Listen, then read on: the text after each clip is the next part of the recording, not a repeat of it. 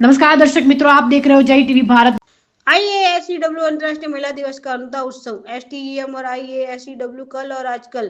भारतीय स्वरोजगार महिला अकादमी IASEW ने 50वां अंतर्राष्ट्रीय महिला दिवस विशेष थीम STEM और IASEW कल और आजकल के साथ मनाया।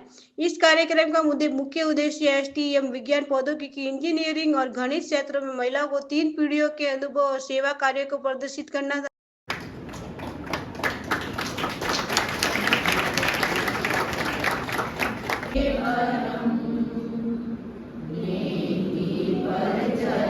મારું નામ નમ્રતા બાલી છે અને હું Indian academy four self employed women એટલે કે સેવા એકેડમીની ડાયરેક્ટર છું. સૌ પહેલાં તો બધાને આંતરરાષ્ટ્રીય મહિલા દિવસની ખૂબ ખૂબ શુભેચ્છાઓ. આજનો દિવસ બધે ઠેર ઠેર ઉજવવામાં આવી રહ્યું છે, પણ એની એક ખાસ વાત એ છે કે ઘણા બધા વર્ષોના સંઘર્ષ પછી આ દિવસ યુનાઇટેડ નેશન્સ એટલે કે સંયુક્ત રાષ્ટ્રએ એને એક દિવસ તરીકે નક્કી કરવામાં આવ્યું હતું અને એને 50 વર્ષ થયા છે. આમ તો 1911ની આ એક સંઘર્ષની વાર્તા છે. અમે દર વર્ષે આને અમારી બહેનો સાથે એનું ઉજવણી કરીએ છીએ અને આજની અમારી જે થીમ છે એ છે કલ આજ ઓર કલ.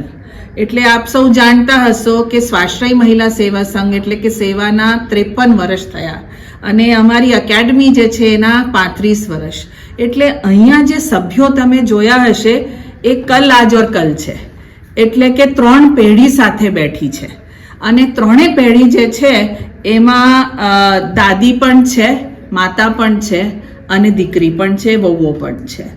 એટલે એમના માટે અત્યારના યુગમાં જ્યારે આપણે બધા ટેકનોલોજીની વાત કરી રહ્યા છે તો સ્ટેમ કરીને જે વાત છે, સ્ટેમ એટલે કે S for science, T for technology, E for engineering અને M ફોર મેથેમેટિક્સ.